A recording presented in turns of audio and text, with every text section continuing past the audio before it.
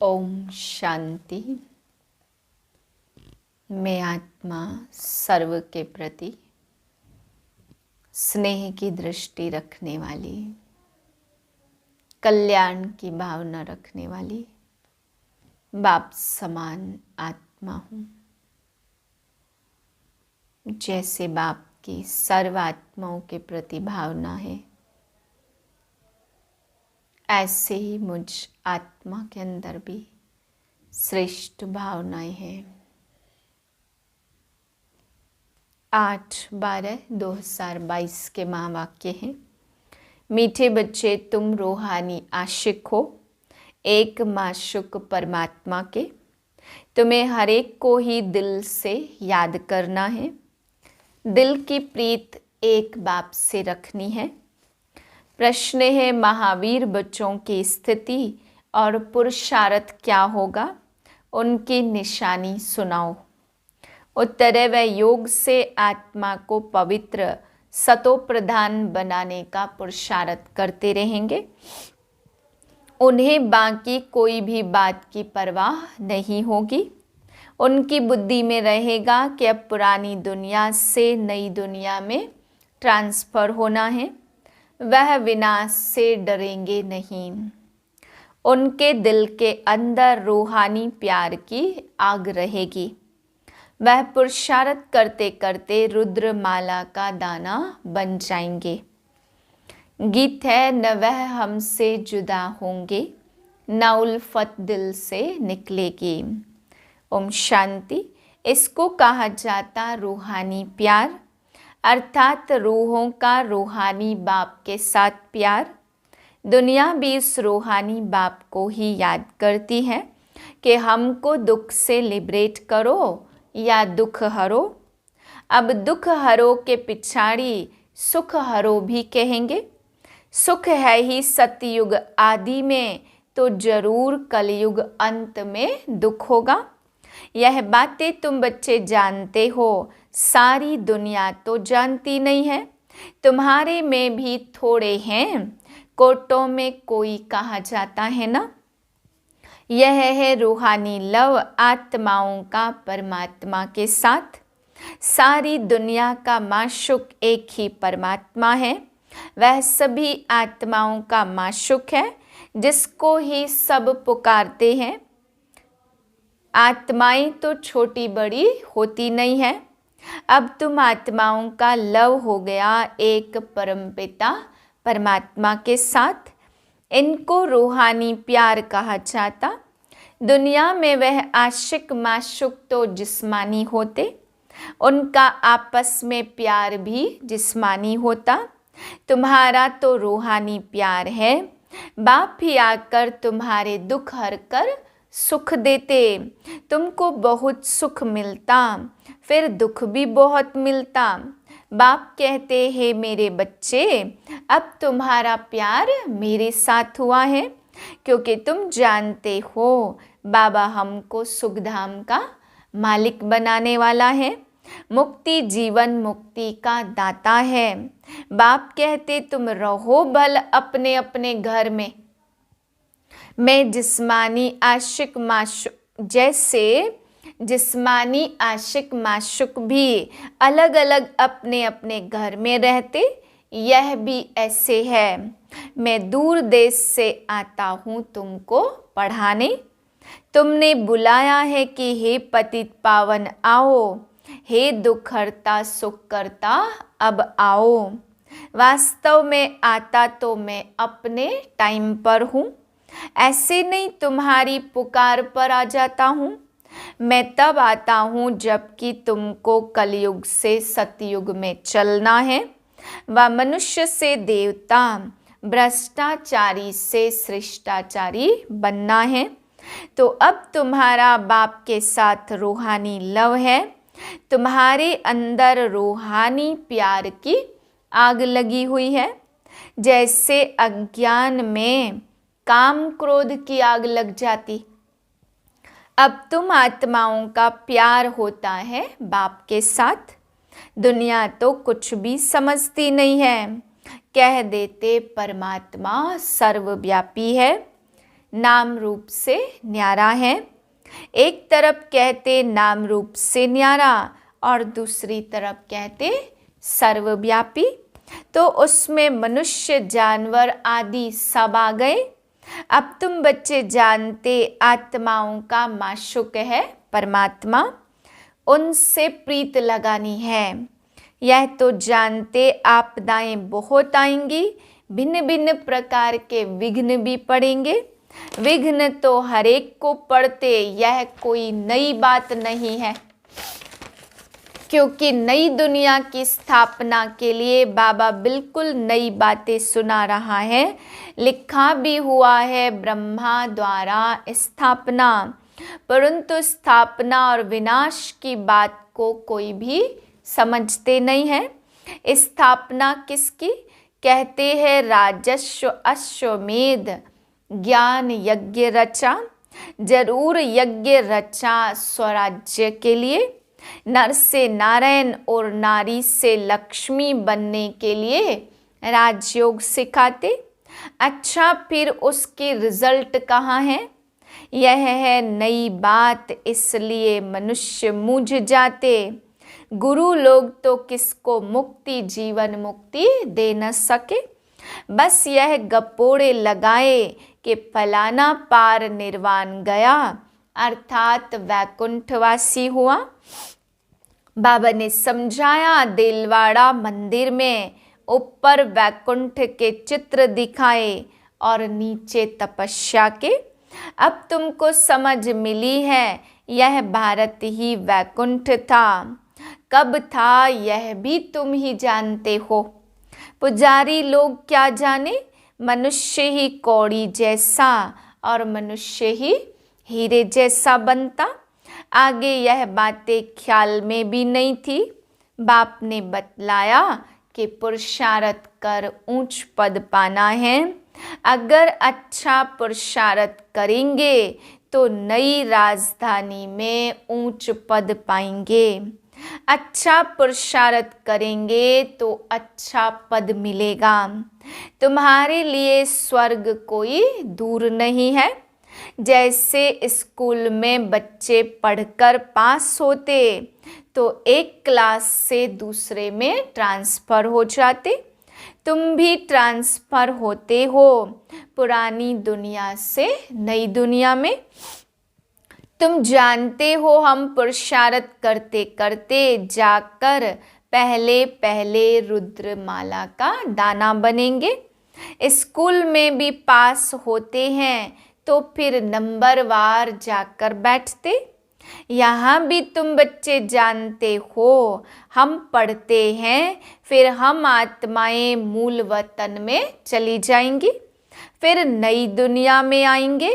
पिछाड़ी में सबको मालूम पड़ेगा, रिजल्ट पिछाड़ी में निकलेगी। जो महावीर होंगे वह कोई भी बात की परवाह नहीं करेंगे।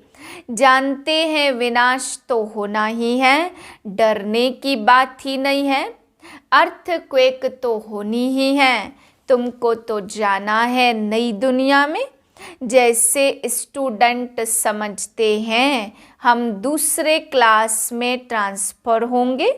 अब हमारी आत्मा पढ़ रही है परम पिता परमात्मा से। यह तो जानते हो जो कल्प पहले हुआ है अब वही होना है। पुरुषार्थ तो बच्चों को हर बात में करना ही है। तुम बच्चे योग बल से अपने को पवित्र बना रहे हो। योग से ही आत्मा की खाद निकलेगी। हमको पूरा पूरा योगी बनना है। हम आधा कल्प के आशिक हैं। अभी हमको माशुक मिला है, वह हमको नई दुनिया में जाने के लिए लायक बना रहे हैं। कर्म भी करना है। यह सब कुछ करते हुए याद एक ही बाप को करना है। तुम्हारी बुद्धि में है योग से हम अपने को पवित्र बना रहे हैं।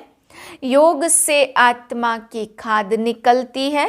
हमको पूरा योगी बनना है। इसमें ही बड़ी पहलवानी चाहिए। आशिक माशुक अपना धंधा धोरी भी करते, माशुक को भी याद करते। वह आशिक माशुक विकार के लिए नहीं होते, वह शरीर पर आशिक होते, तब तो उनका गायन है। यह है रूहानी आशिक माशुक। तुमने आधा कल्प मुझे पूरा याद किया, अब तुमको आकर मिला हूँ। मनुष्य समझते भगवान से मुक्ति मिलेगी।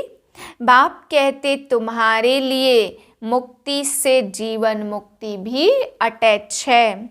मुक्ति में जाकर फिर जीवन मुक्ति में जरूर आएंगे। माया के बंधन से छूट जाते और फिर आते हैं सतो प्रधान में। पहले सुख पीछे दुख का कायदा है, सबको सतो रजो तमो में आना ही है। अभी तमो प्रधान अवस्था है झाड़ की, अब उनसे ही कलम लगानी है। दैवी झाड़ का कलम लग रहा है। वह लोग सैपलिंग बनाते झाड़ों आदि की, उसकी सेरेमनी करते। तुम्हारी क्या सेरेमनी होगी? उनकी है जंगल की सेरेमनी, तुम्हारी है बहिष्त की सेरेमनी। तुम कांटों को फूल बनाते हो, यह सारी संगम की बात है। अब पूरा पूरा पुरुषार्थ करना है, निरंतर बाप की याद की कोशिश करनी है। तुमको फायदा बहुत होगा, अच्छा वर्षा मिलेगा।